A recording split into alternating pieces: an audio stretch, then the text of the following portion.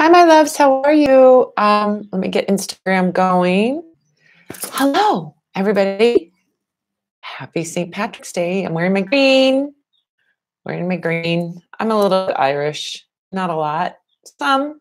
There's some Irish in there. Let me get my Instagram up. Okay. Instagram's going. All right. Hi, Instagram people. Hello, YouTube people. We're here. Happy St. Patrick's Day to you. I don't have a green beer, but I have green tea. Does that count? Maybe? I don't know. I don't know how to say slinky, whatever they say in Ireland. See, I have about maybe 15% Irish, but not enough to really be, well, everybody's Irish on St. Patrick's Day, right?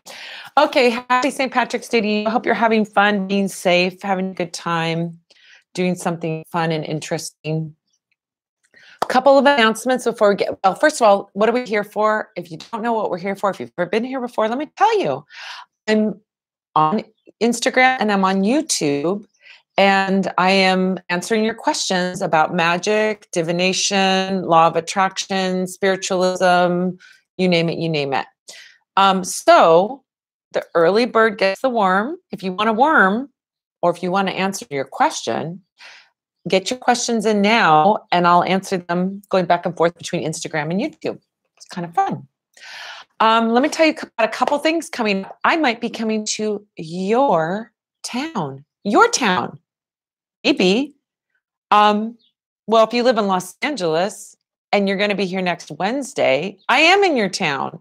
And next Wednesday, I'm going to be at Bell Book and Candle, which is at El Cid on Sunset. I'm going to be doing the opening ritual for a fabulous occult burlesque show, something you don't see every day. I don't have that every place. If you are wanting to get tickets, you can go to El Cid. I think if you go to El Cid LA, you can find them. Look for El Cid. It's spelled ELCID, El Cid. On Sunset, you can buy tickets there, or you can look at Bell Book and Candle. It's spelled BELLE, Bell, like she's the belle of the ball.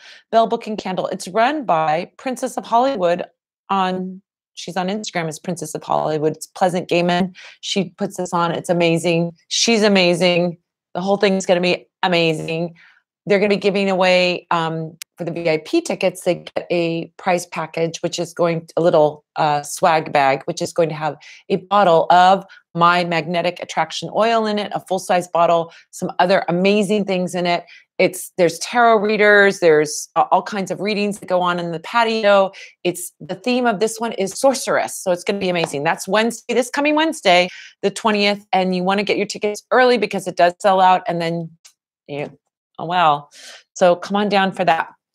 A couple other things going on. This Thursday, this is happening everywhere in the world. This Thursday on Instagram, myself and 5 other amazing magical people, Conjure in the Root. So Mama B of Conjure in the Root, Divine Hand Jim, Miss Melanie, Tarot Witchery, and Christina Galvez are all, and myself, put together an amazing package of amazing services, magical supplies, all kinds of things.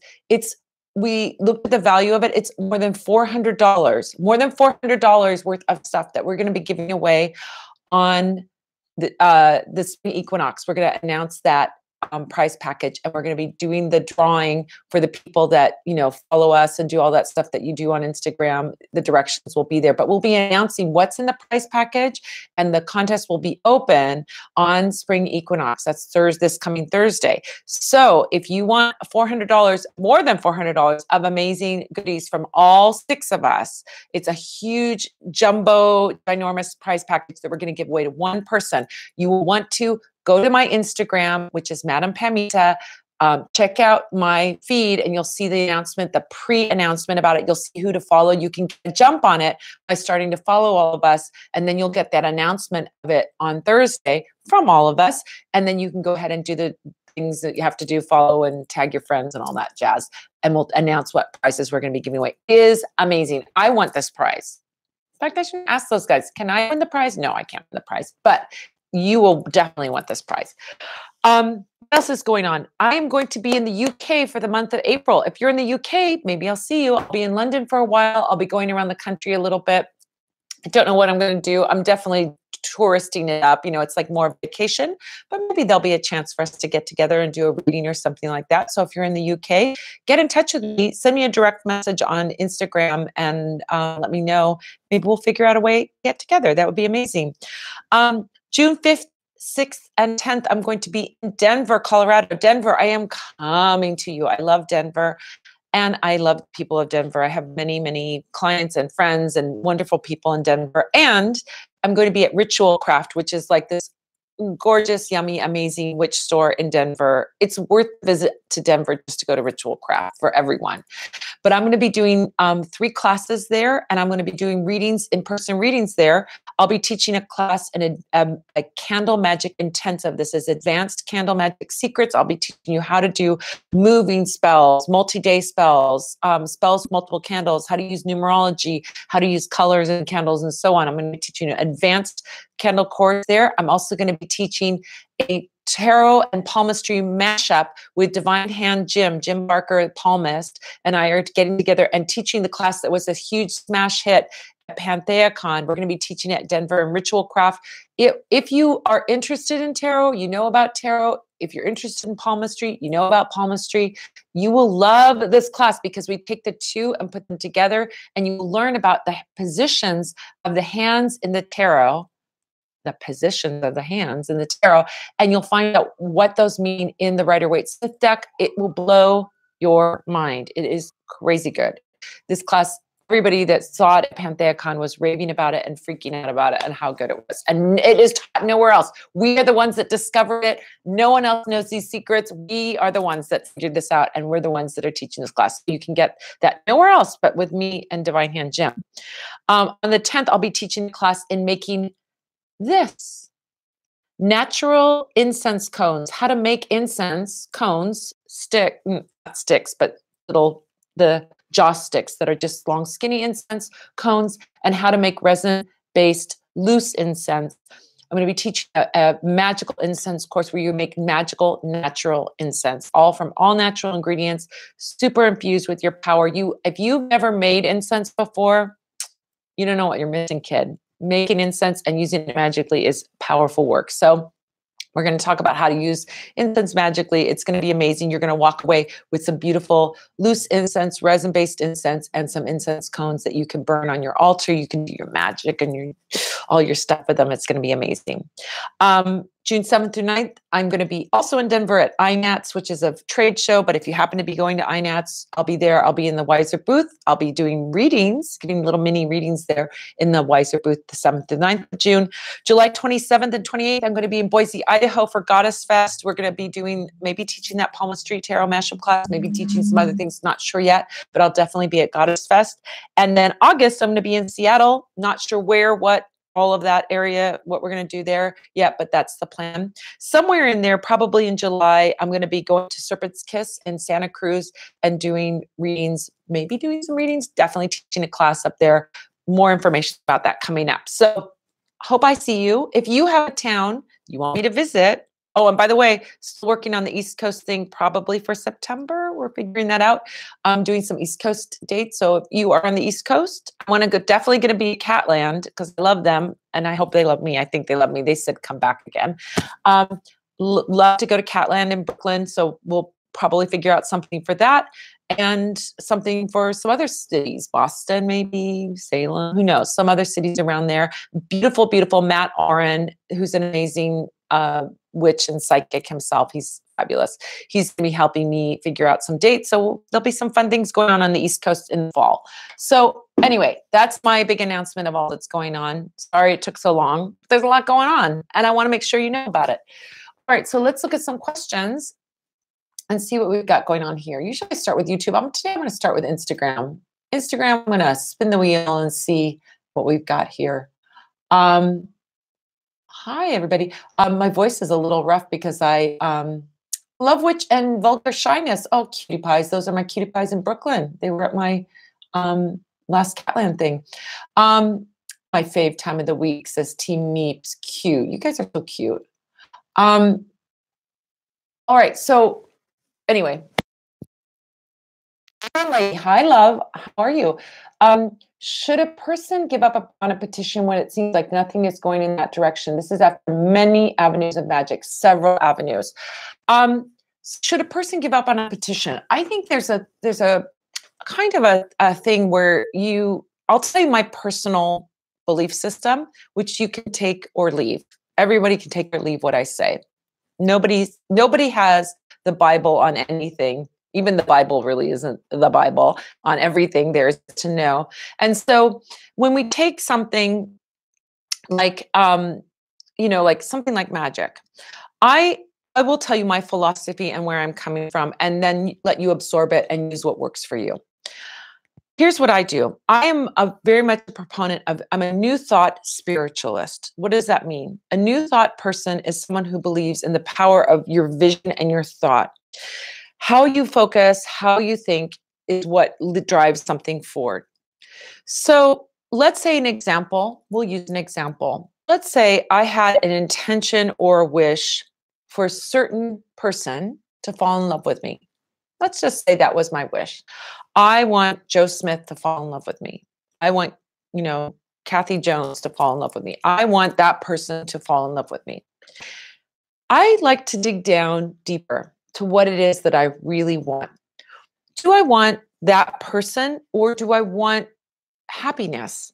Do I want to feel love? Do I want to have a relationship? I would dig down to the deeper, deeper, deeper thing. And I would say, okay, universe, I'm going to trust you, creator, universe, spirit, whatever you want to call it. I'm going to trust you that we're going to work on this project together. We're going to work on this project together. I want to have an amazing, amazing love come into my life. Now, I may think that person over there is going to fulfill me in every way, but I don't really know that that person is going to fulfill me. I only can see it from like the exterior. I don't know the down the line stuff, right? Have you ever had that experience where you wanted a job? You were like, oh my God, this job is perfect for me. And then you got into the job and you're like, oh my God, the boss is a jerk. The people I work with, the coworkers are backstabbers. This is terrible. But from the outside, when you were interviewing, when you were looking at the job description, it seemed like the perfect scenario, right? All right. You had fantasies about, oh my God, it's going to be amazing. And then you get in there, not so amazing. So understanding that I am co-creating with spirit and that the universe, spirit, wants the very, very best for me. I would say, okay, universe, I know we're a team and we're going to work on this together. I'm going to put my will out there, but maybe I want to dig down, really drill down to the deeper thing that I want, the deeper meaning of what that spell is for, and get down to the root of it, the real root of it. So when someone says, I want so and so, that person, they're really saying, I want a person with these qualities.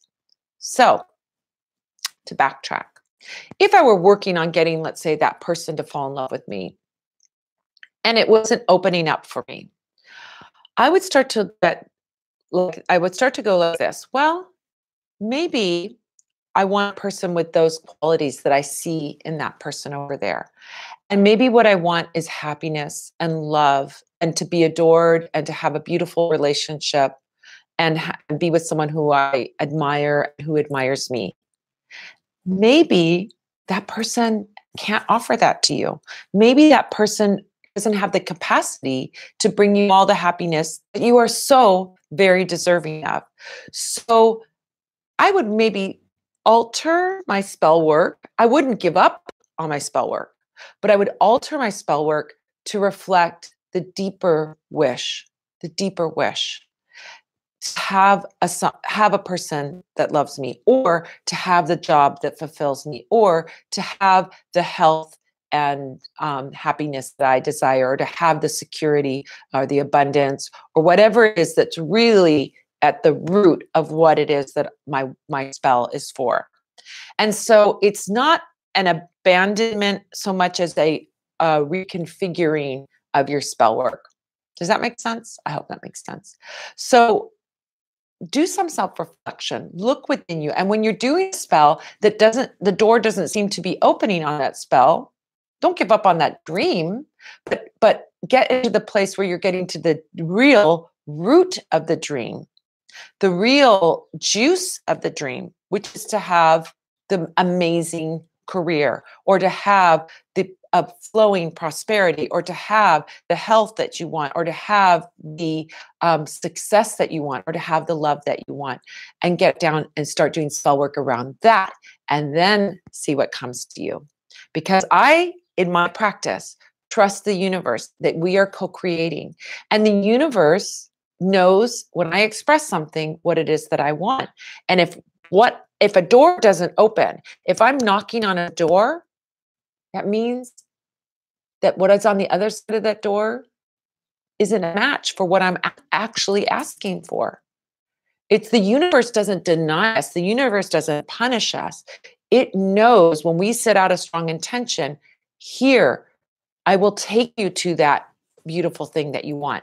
But if you're banging on a door, that's the universe telling you in that very binary 0-1 computer on off way that what you want isn't on the other side of the door. You may think that door looks like the door, but that door, whatever's on the other side of the door, isn't a match for you in this, not that you're not good enough for it, but that it's not good enough for you. That it's not good enough for you.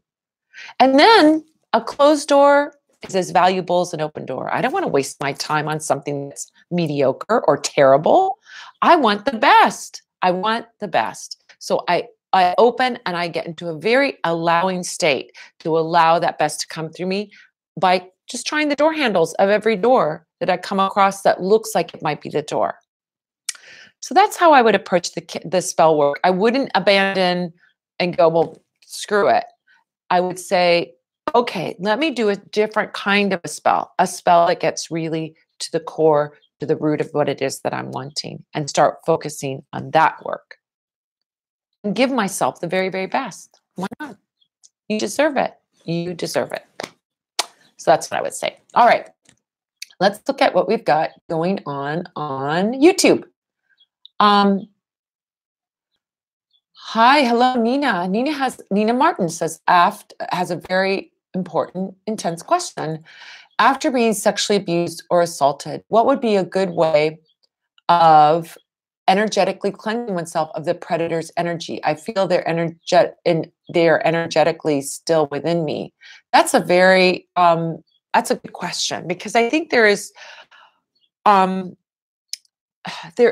spiritual component, and of course a psychological and a material world component to all of this. So first things first, if you've been abused, sexually assaulted, physically assaulted, any of these things, the first thing you have to do is to do the material world stuff. Go report it. Tell someone in authority who can do something about it. Protect yourself. Get psychological help. Get support. Everything that you can do on the material level. That's the immediate thing, because those things need to have immediate action. Okay. After you've done all those material things, now you have a space to start to deal with the spiritual aspect of it. I think there's a couple things that you can do. Number one, I think it's really healing to do cleansing work on yourself. And you can do a very simple cleansing bath, Epsom salt and sea salt, for doing cleansing of any kind. You can add things to it that are going to help you, like maybe protection oil, fiery wall of protection oil, healing oil, anything like that. You can add to that bath. You can trust your intuition of knowing what it is that you need. You know best what you need in that time. I also think that it's helpful to do some spiritual work to bind the person who's the perpetrator. There's nothing wrong with that. When I was taught about binding work, this is what my teacher taught me. She said, you can do a hex, you can do a binding spell, you can do a banishing spell, you can do a curse, you can do whatever. But what you have to understand is that what you do, you are bound to it as well. Meaning, if you are binding a rapist, then you cannot rape anyone. If you are binding a child molester, you cannot molest any children. So I am guessing that probably for you, Nina, that it's no problem for you to do a binding because you're not going to rape anybody or you're not going to sexually abuse anybody. So I think it's quite healing and quite empowering when you have suffered under a situation where you were disempowered to take back your power by doing work to bind that person to stop them from doing this kind of behavior. I don't think it's like you have to remain passive or you have to be love and light or any of those things. You can do binding work. And so binding spells, you can see examples of binding spells on my site. If you look into the complex spells, you'll see binding spells. There's a banishing candle, needed changes, single candle, banishing candle that you can do. So there's a lot of options for you with what feels right and what feels equitable. There's justice, truth and justice candle to bring this person to justice, to have them, brought in front of the law. You could do a court case. There's all kinds of work that you can do. So I think that on a bigger sort of general scale, it's helpful to do cleansing work, but it's also helpful to do something very proactive where you can take your power back by doing some work to stop the perpetrator. And you can do powerful work to stop the perpetrator, that they get caught up in they're caught for what they do, that they're found guilty, that sort of thing happens. And so maybe that's what you want to do, that you do some kind of work to bring on, their karma and all of that sort of thing. However, whatever works for you and yourself, you have to check in with yourself and your own guides to see what kind of work is justified and what kind of work is good for you, So there you go. So do some cleansing work, do some healing work, and then do some, if you feel so inclined, do some work to stop this perpetrator or these perpetrators. Okay. Let's see. All right. Let's see. Oh, Love Witch says, please do the incense class in New York City. That's awesome. I'll talk to Catlin and see if they want to do it. It would be amazing. It's so much fun. It's an amazing, amazing class. So yeah, I'll pitch it to them and see what they want to do, if they want to do it. And that would be great. Let's do it. It'd be so fun. All right. I'm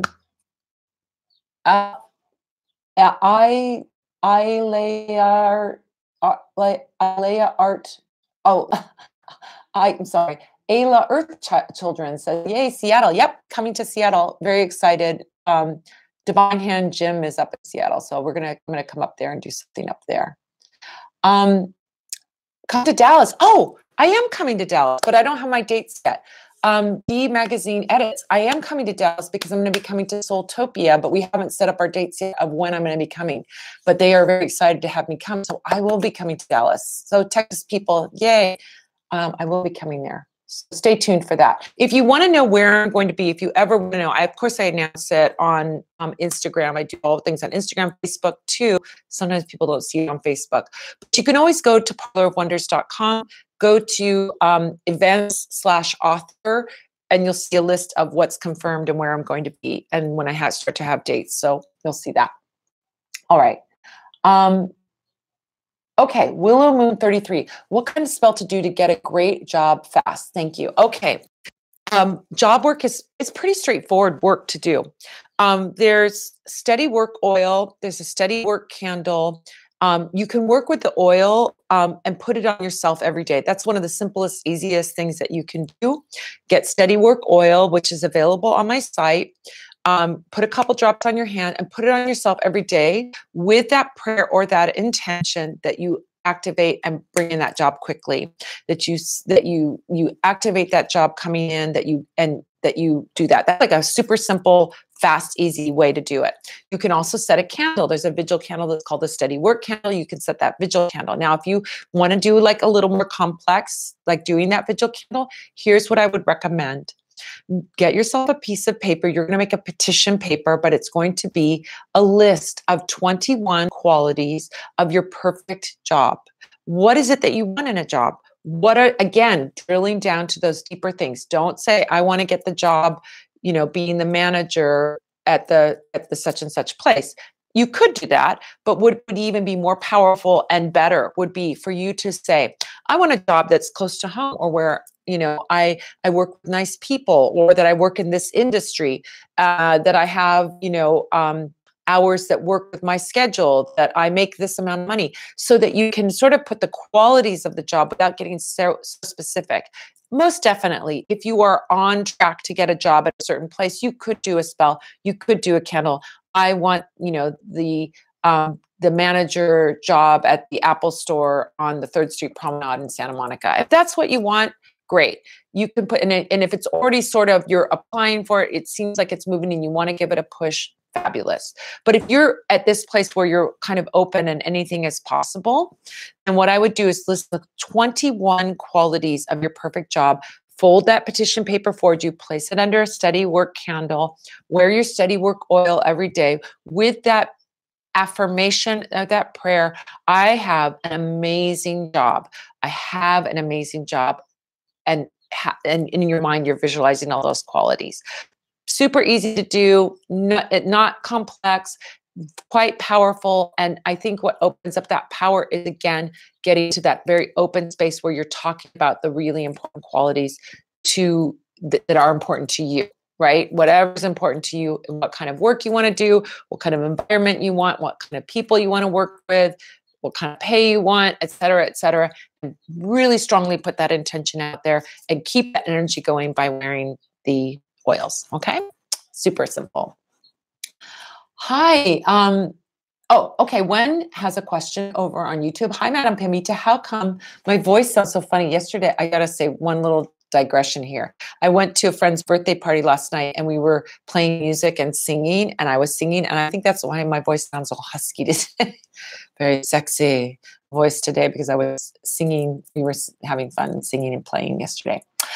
Hi, Madam Pamita, how come we shouldn't blow out candles and should snuff them? Thank you so much. All right. So one of the things that I was taught was that when we do spell work, if you cannot complete a candle, like if you have a small candle, a slim taper, or a thick taper, or a tea light, or a small candle, usually you can let those candles burn and they can burn completely. But let's say you have a 7-knob candle, or let's say you got a big old candle that you can't let burn. And I always advise my client, because flames are unpredictable. I've burned thousands of candles in my life, spell work. Most of them, no problem. But once in a blue moon, you have something like a glass breaks, or a tray breaks, or you put too much herbs and they catch on fire, or things like that can happen. Because of the risk of those things happening, and because fire can be so very devastating, you do not want to leave a candle burning when you go to sleep or when you leave the house. That does not mean that when you are burning a candle for a spell that you have to have your eye on it the whole time and be focused the whole time. It's not really that possible, especially bigger candles. Maybe with a birthday candle you could, but the rest of those bigger candles, you don't want to be, no, you don't have to hover over it. But you do have to be there in case something goes wrong, right? If something goes wrong, you want to be able to attend to it.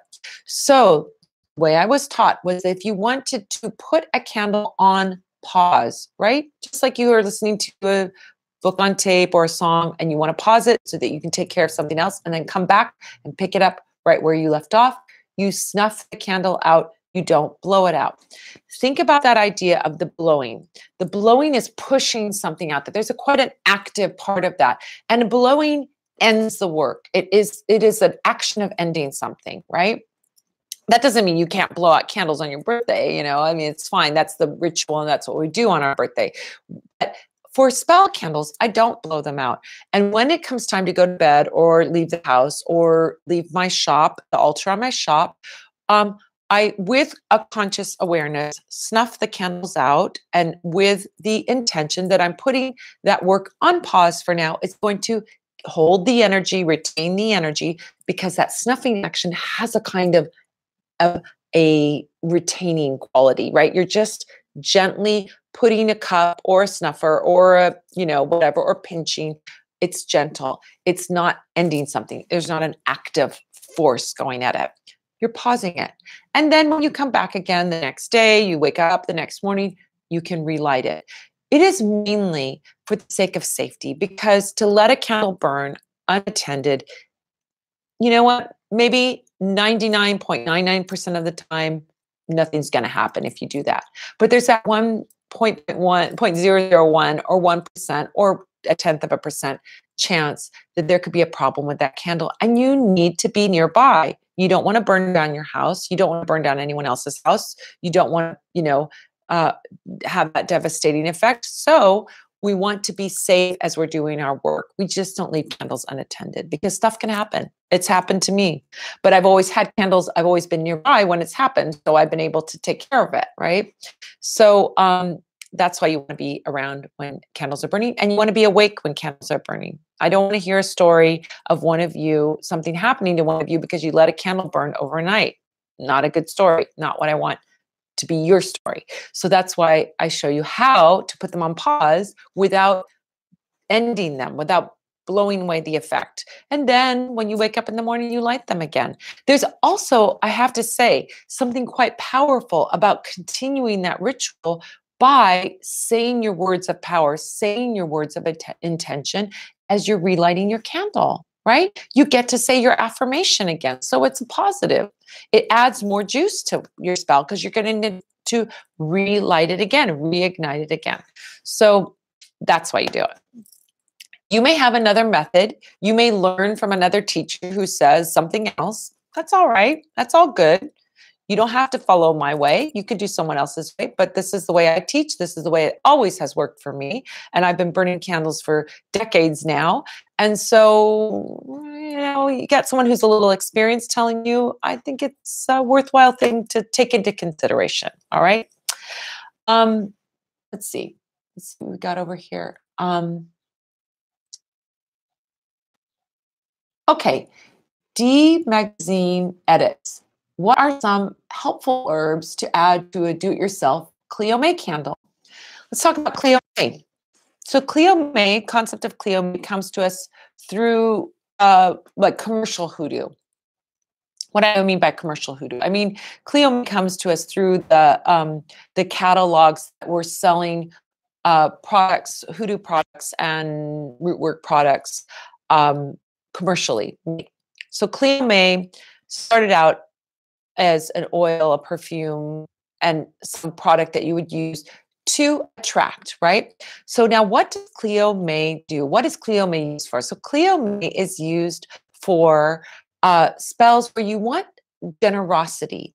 So people who work in industries, women in particular, who work in industries where they're being tipped, waitresses, masseuses, dancers, sex workers, et cetera, where you want someone to feel like an attraction toward you, but you also want them to be financially generous with you. Those are the careers where, if people like you, they're going to tip you more.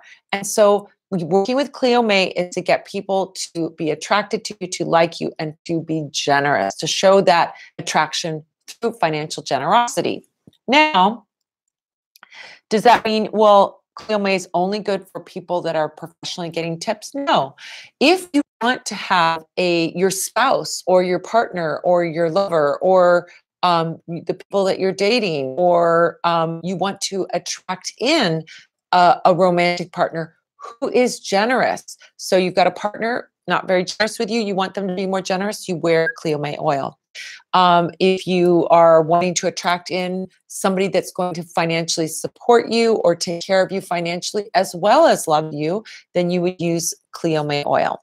So that's how you do Cleo May spell. It's to open up a generosity, but it's also got a kind of attraction component to it. It doesn't mean necessarily that it's only attracting sexual things too, because, like let's say you're a server in a restaurant, you might want to use Cleo May to get better tips. That doesn't mean you're going to be dating your clients, but, and there could be clients that are not potential partners. If you're, are interested in same sex or same sex relationship, and opposite sex people are going to be your clients too. They can tip you as well, or vice versa. So just be clear on that. It's about attraction and it's about generosity.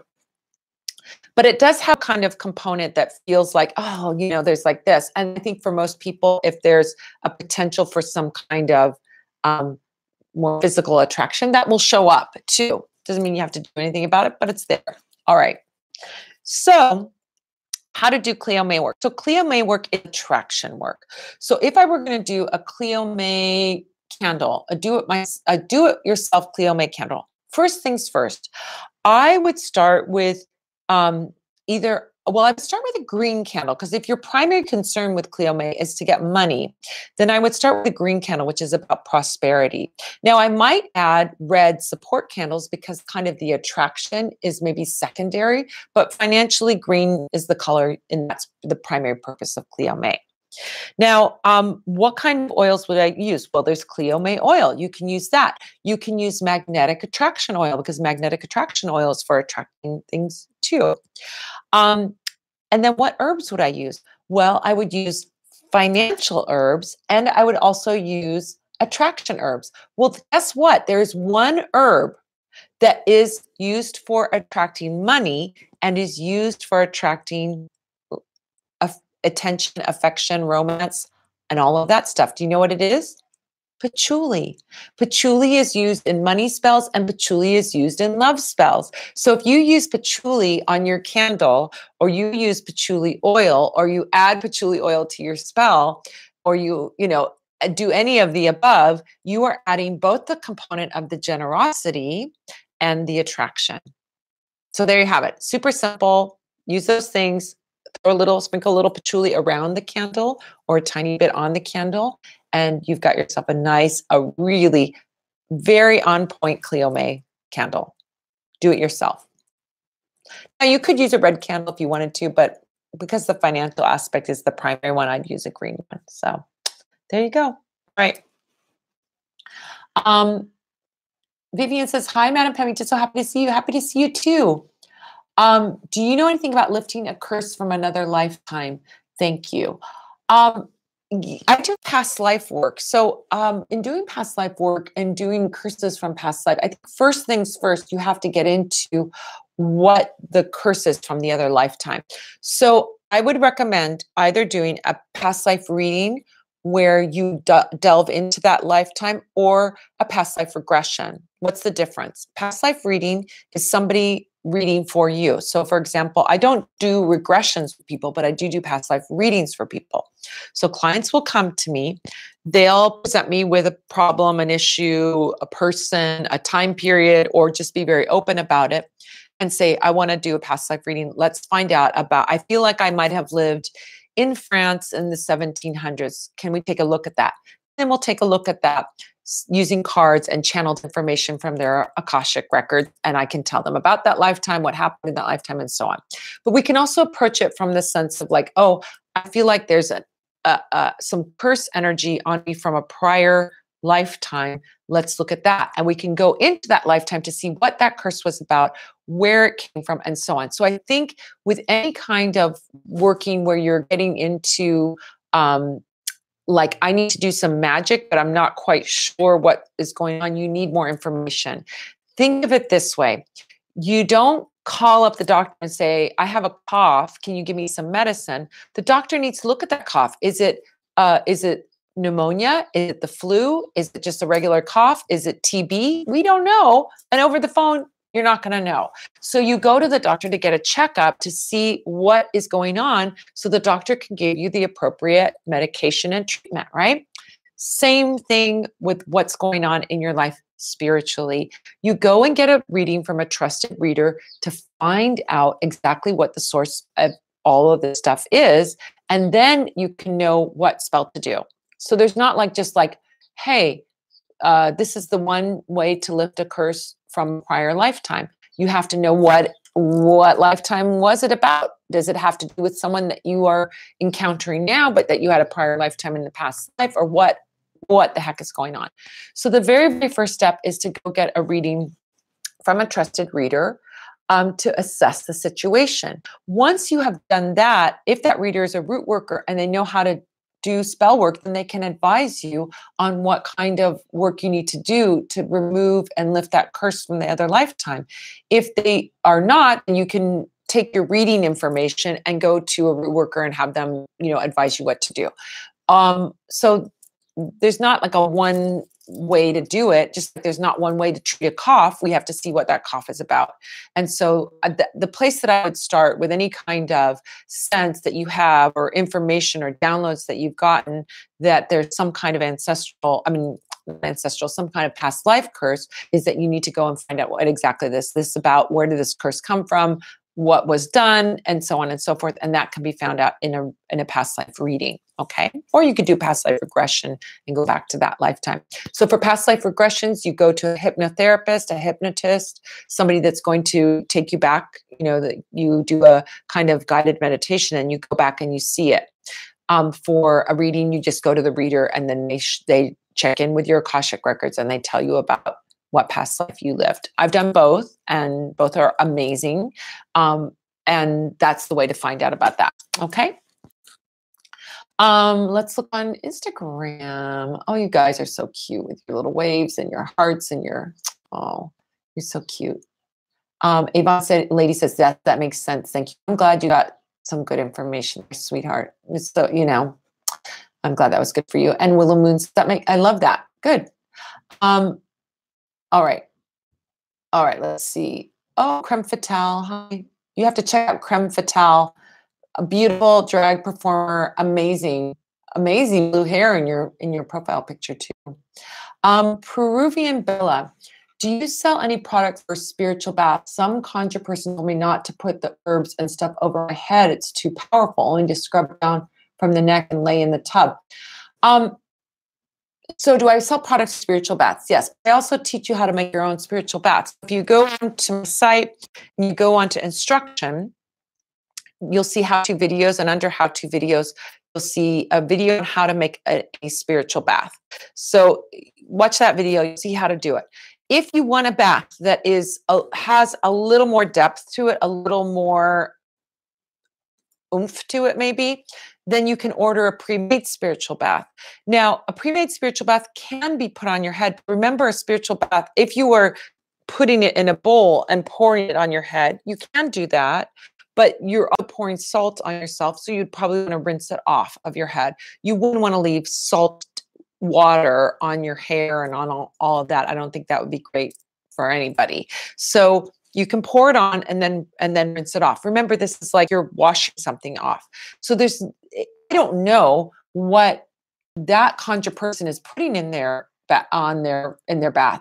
Some people with ammonia, most definitely you wouldn't want to put an ammonia solution on top of your head, because if that gets in your eyes or your mouth or anything like that, it's a disaster. So without knowing what that conjure person is putting in their bath, I could not say with confidence, yeah, you can pour that over your head, because if they're doing, bluing and ammonia and some of these stronger chemicals in their bath, which that's not the way I do a bath, and that's not my style. Then yeah, you wouldn't want to do that. So if you're getting a bath from someone and they're saying don't pour bath over your head, listen to them, because they know about what ingredients are in their bath. For me and my baths, everything is natural. There's nothing harmful. Everything is safe. It's herbs, it's essential oils, it's color, a very skin safe coloring, and it's salts. So there's nothing that if it got in your eyes or your mouth, the salt might sting your eyes. You wouldn't want to put salt in your eyes, salt water in your eyes, but it's nothing in there that's going to hurt you, harm you, or be bad in any way. So yeah, you can pour it over your head. Mine, you can pour over your head. The one that I teach you how to make yourself, you can pour it over your head. But that root worker's bath, I don't know what's in it, so I can't say why. But to say blanket statement, never pour a bath over your head, I've never heard that before. So I don't know maybe they're trying to be extra safe, but You don't have to pour it over your head. But it's nice to pour it over your head to really get that sense of like, I'm really cleansing everything off. I like to do a spiritual bath and put it over my head, but I rinse off afterwards because it's salt water. You don't want to have that salt on you, afterwards. So depending on how diluted it is, I guess. But yeah, if that root worker is saying don't put it over your head, they might be putting something in it that's toxic or could be harmful if it got in your eyes. That's the only thing. But you can lay in the tub too. That's another way you can do it. There's, more than one way of doing bath. All right. Oh, that's a super interesting question. Ms. Hades Demure says, can babies help with magic? If so, how? I've never been asked that question before. That is a new question to me, but it is a great question. I love that question. Babies. Okay, so we're going to talk about something super deep spiritual stuff here right now. Understanding the process of being in physical form. I love talking about this stuff. Thanks for that question. So understanding what it is about being in physical form. When we are between lifetimes, we're in pure spirit energy, right? Before you came down to this earth, you were pure spirit. When you're pure spirit, whether you have died or if you have yet to be born into your next lifetime, you're pure spirit. And what does that mean? You're pure positive energy, pure joy, pure happiness. So when someone dies, there is no punishment, there's no purgatory, you go into pure positive energy. It's pure bliss, pure joy, pure positive energy. So, great. Then you decide, you know what? Pure positive energy, pure joy. This is great, but I have a desire to create. And without there being a physical manifestation, you don't create. The process of being physical in this body is all about creation. That's what we are here for, is to create. That's what we're here for, is to create. It doesn't matter, hopefully creating something good. It doesn't have to be a work of art. It can be creating connections, creating community, creating love in the world, creating growing plants. It could be anything, right? But we're here to make something. Now, to make something, there has to be something, a desire for something. So what happens is that there's seed of desire that comes about when we're in pure positive energy. Oh my gosh, I'm in bliss, I'm pure positive energy. But I have a desire to have an experience, to have an adventure. So I'm going to come down into physical form and I'm going to have an adventure of some kind, right? All right. So I'm going to think, in my spirit form, I'm going to think, what kind of adventure would I like this time? Oh, okay. I'd like to come down as a female in Los Angeles who delves into spiritual work, who does divination, who does magic. This is spirit me thinking about this. And so I'm going to come up with this plan for doing this experience. I'm going to come down in this lifetime. Now, a little baby comes into this world. It's not as if the moment of conception or the moment of birth, they are physical. A baby, even a toddler and a child, is still partly in the spiritual world, right? They're partly in the spiritual world. They're still so close to that spirit form that they still bring some of it with them. But it's like something becoming more and more dense, more and more solid. It's a continuum. So as that little baby is born and is becoming more physical, it's a continuum of coming into physicality. It's not a moment. The same thing happens when people die of natural causes. When they die, they start to, if they're not dying from like an accident or a gunshot or something like that, although it still happens then, but it happens in a much more compressed time. But let's say they're dying of old age. They are in a continuum of leaving the physical form that sort of feels like they're leaving. This we see happen with people with Alzheimer's, for example, where they are leaving the physical world and they're going into a more spiritual place. They see things, they hear things. They're they're more in touch with the non-physical. And then finally, the moment happens where they gradually leave their body, right? Okay. So it's not a moment. This conception of like there's a moment that somebody dies. This is I've had conversations with people that are death doulas and hospice workers, and they say it is this exact thing that I'm talking about. It doesn't really happen at one moment. Breathing may stop, but then there's all kinds of things that happen. All right. So conceptually understanding that a baby still is part spirit and part physical. So our babies are they have ways of teaching us and showing us and connecting us to that spiritual world, to the non-physical world. That's why you'll see babies like looking at a room and they start laughing and giggling. Why? Because they see things that we in a real solid physical form don't see. That's why when you have a toddler who's like about 3 years old, 4 years old, they start to have the gift of language that they can communicate with you. But you can ask them a question like, where were you before you were born? Who were you? Did we know each other before you were born? And they'll give you information about their past lives. It's fascinating. It's fascinating. So working with babies with magic, I think it's like you have this spirit being with you. So the same way we can work with pure spirits, like pure spirit energy, our spirit guides and all of that, you can actually kind of learn from the baby. You can attune to the baby. Depending on how empathic you are, the baby on some level can be a conduit for you connecting to that spirit world. I think the most practical way, that I can say to do it is to ask those toddlers that have the gift of language, that can talk, can express themselves, questions about the spirit realm. What was it like before you were born? Did you live here on earth before you were born? Did you know me? Were we friends, or what were we? Who were you and who was I?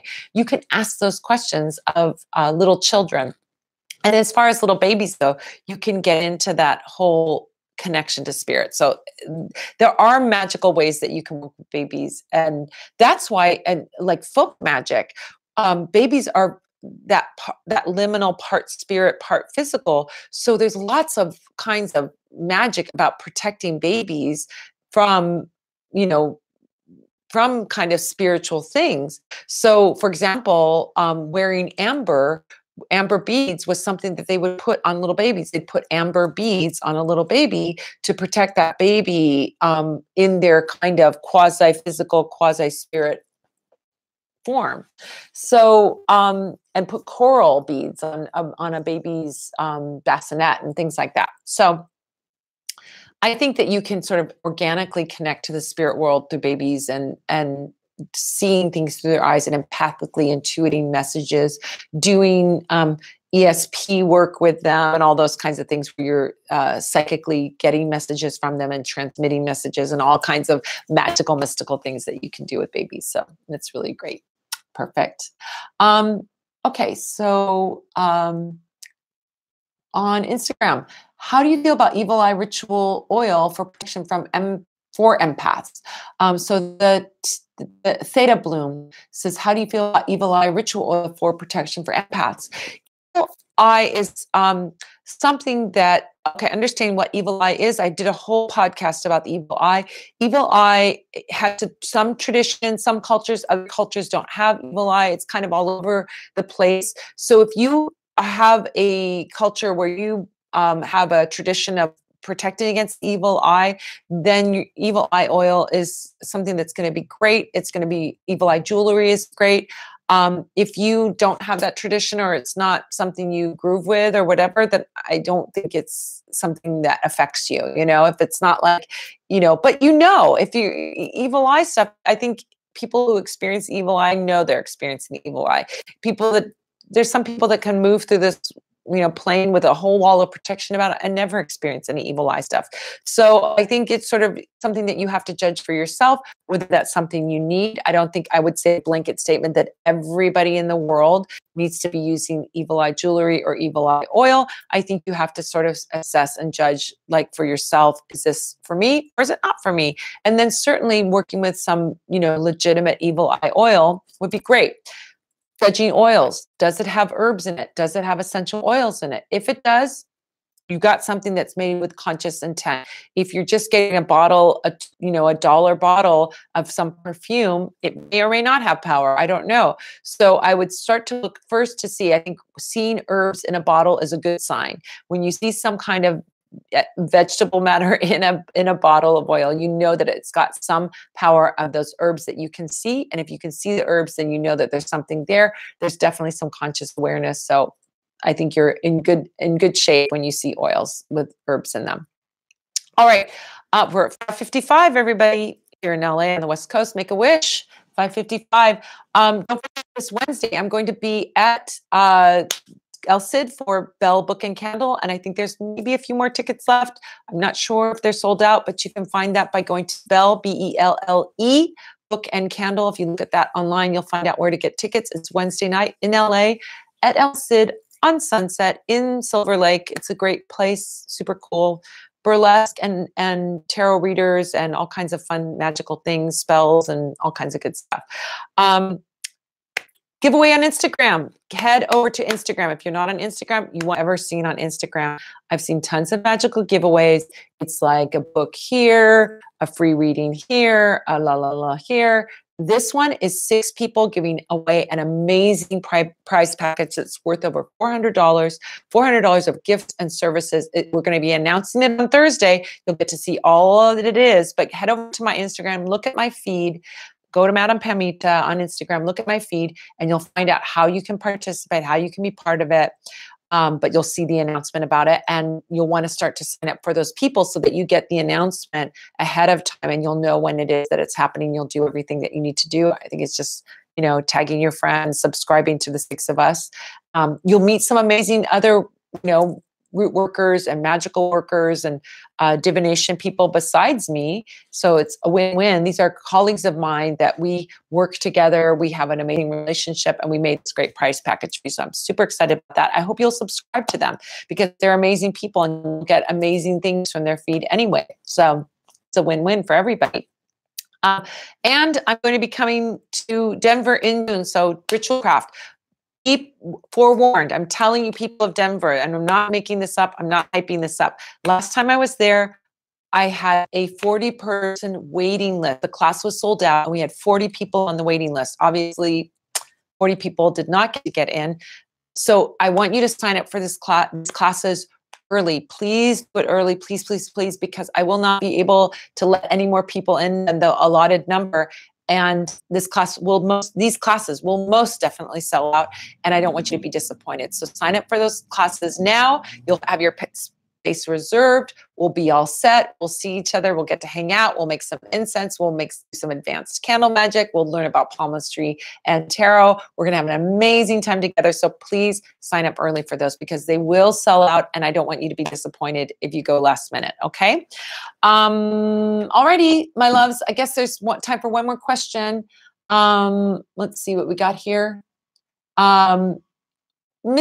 Ms. Toaster Child, we have minutes remaining. What are some good spells, candles, colors for weight loss? Okay, weight loss has 2 components. It's your willpower, and it is your, it's like that willpower and that, also that action, taking action, right? I'm going to take action and I'm also releasing the weight, right? I'm releasing my cravings, releasing the weight, and also will and action. So I recommend for weight loss 2 candle spells, right? You're going to do one that you have the willpower, the strength, the get up and go, the energy to exercise, the willpower to resist those tempting things that you aren't supposed to be indulging with, the willpower to, eat the proper proportions and all that other stuff, plus the releasing and letting go of the weight, the releasing of the bad feelings about it, the releasing of the self-criticism and all of that. So 2 candle spells. So what are the good candles to do? I would do like a white candle to like release and let go. And then I would do like a red candle or an orange candle for that fiery will, that action, that energy in that other direction. So the force of will and the releasing and letting go, and do 2 candles for that. My loves, Thank you so much for being with me. I love you so much. It's like one of my favorite things is coming on Sunday and seeing you guys. I love you so much. Big hearts to you. I hope to see you when I'm doing all these travels around the country. Stay tuned. I may be coming to your town. If there's a place that you want me to go, send me a direct message. Post something at the bottom on YouTube, or send me a direct message on Instagram, or leave a comment on one of my posts or something like that. And let me know where I should go. Excuse me. So I hope to see you at one of these places. I'll see you next week. I'll be here next week. See you then. Bye. Bye. Bye, everybody. On YouTube. Oh my gosh, my voice is really collapsing now. So I've got to end our stream. Have a beautiful week. I'll see you next Sunday. Look forward to seeing you then if I have a voice. All right. Bye.